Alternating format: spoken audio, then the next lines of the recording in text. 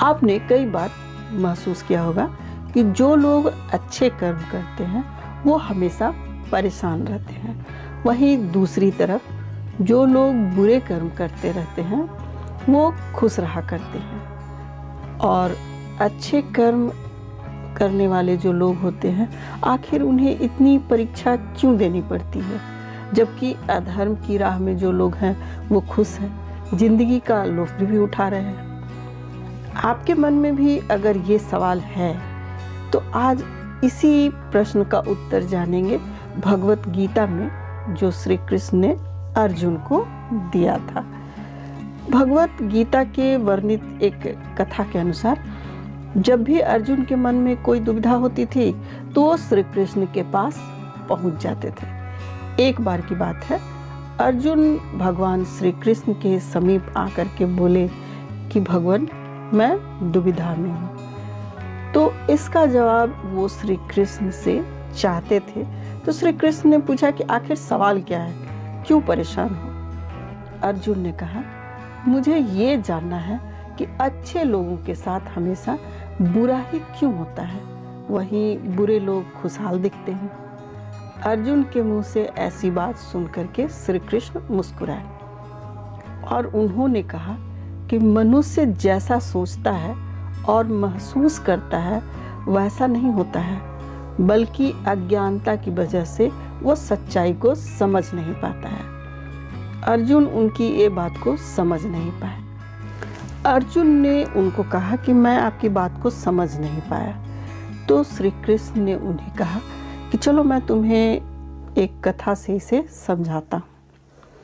श्री कृष्ण ने अर्जुन से कहा कि चलो मैं तुम्हें एक कहानी सुनाता हूँ, उसे सुनकर के तुम समझ जाओगे कि हर प्राणी को उसके कर्म के हिसाब से ही फल मिलता है। प्रकृति हर किसी को अपनी राह चुनने का मौका देती है। अब वो मनुष्य की इच्छा पर निर्भर करता है कि उसे धर्म की राह चुननी है या अधर्म की। कहानी शुरू करते हुए श्री कृष्ण ने कहा कि एक नगर में दो पुरुष रहा करते थे। एक पुरुष व्यापारी था जिसके जीवन में धर्म की बहुत महत्ता थी। वो पूजा पाठ में यकीन करता था, वो हर रोज मंदिर जाता था, दान धर्म भी करता था और हर रोज भगवान की पूजा करता था। वहीं जो दूसरा तरफ जो था, मतलब दूसरा पुरुष, उसके ठीक विपरीत था। वो हर रोज मंदिर में जाता था, लेकिन पूजा करने के लिए नहीं, बल्कि मंदिर के बाहर जो जूते चप्पल रखे रहते थे उन्हें चुराने के लिए। उसे दान धर्म से कोई भी लेना देना नहीं था। समय बीतता गया। एक दिन बहुत जोर की बारिश हो रही थी।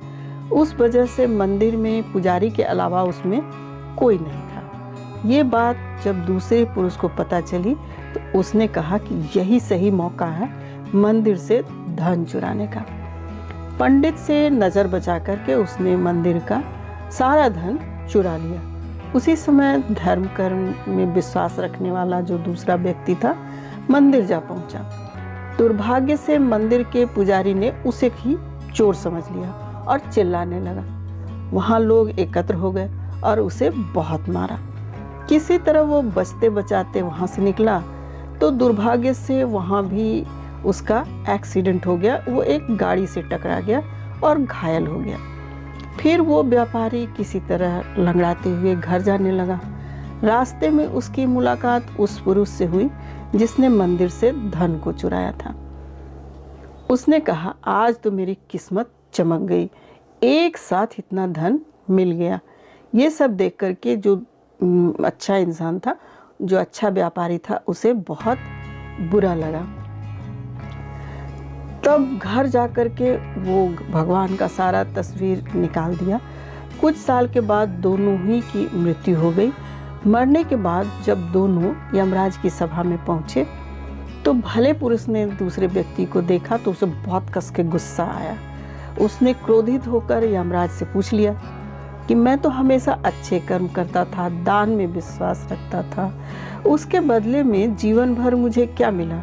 अपमान, दर्द, और इस व्यक्ति को नोटों से भरी पोटली। आखिर ऐसा भेदभाव क्यों?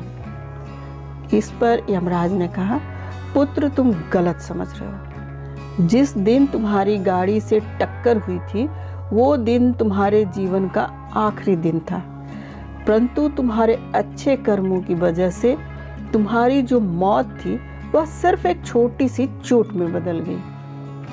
तुम इस दुष्ट व्यक्ति के बारे में भी जानना चाहते होगे। दरअसल इसके भाग्य में राजयोग था, मगर इसके कुकर्म की वजह से, इसके अधर्म की वजह से वो सिर्फ एक छोटी सी धन की पोटली में बदल गया। कथा सुनाने के बाद श्री कृष्ण अर्जुन से कहते हैं कि पार्थ, क्या अब तुम्हें तुम्हारे सवालों का जवाब मिल गया? ऐसा सोचना कि भगवान तुम्हारे कर्मों को नज़रअंदाज कर रहे हैं, ये बिल्कुल भी सत्य नहीं है।